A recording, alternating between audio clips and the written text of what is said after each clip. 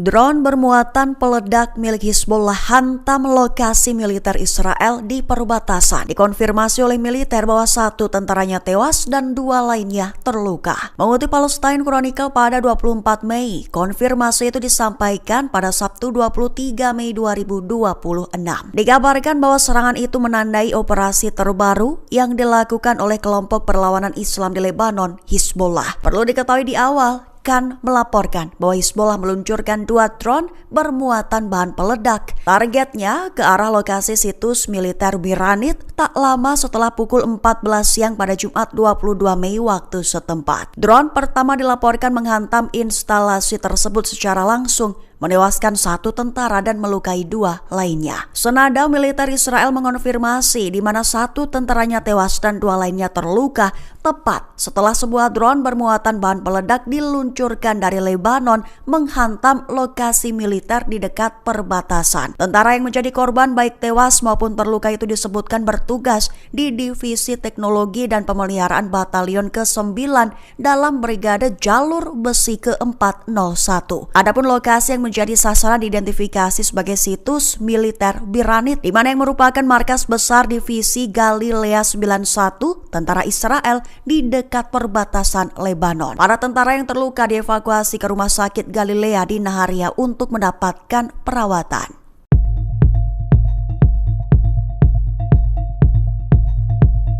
Gerombolan serangan rudal dan drone Iran menghancurkan beberapa pangkalan militer Israel. Foto dari citra satelit yang dianalisis oleh SOAR menjadi bukti menunjukkan kerusakan signifikan.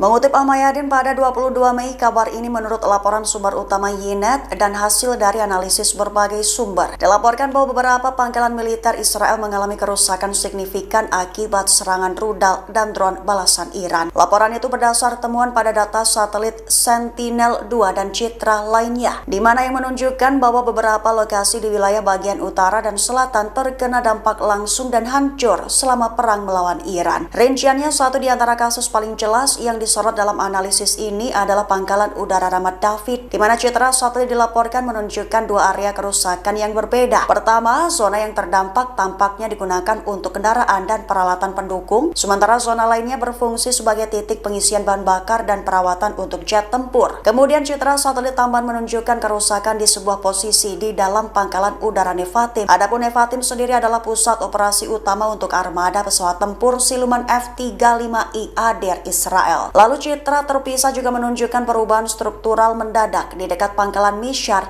lokasi fasilitas intelijen unit 8200 di dekat Safed. Data satelit lainnya pun menunjukkan kebakaran besar di Camp Shimshon. Kebakaran itu dilaporkan berlangsung selama beberapa hari dan menyebar di area seluas sekitar 200 meter di dalam pangkalan. Adapun Camp Shimshon adalah pangkalan militer Israel di wilayah utara yang diduduki, berfungsi sebagai unit pasokan persenjataan regional utara 651 untuk Korps Teknologi dan Pemeliharaan Pasukan Israel. Perang Iran disebut mulai menguras persediaan rudal pertahanan militer Amerika Serikat.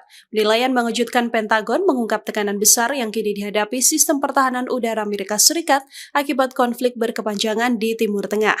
Dari laporan The Washington Post pada Jumat 22 Mei 2026, Washington telah menembakkan lebih dari 200 pencegat THAAD untuk membantu melindungi Israel dari serangan rudal Iran. Amerika Serikat juga dikabarkan menghabiskan lebih dari 100 rudal pencegat jenis SM-3 dan SM-6 selama operasi berlangsung. Besarnya penggunaan rudal canggih ini disebut telah mengurangi sebagian besar stok persenjataan pertahanan udara milik Amerika Serikat.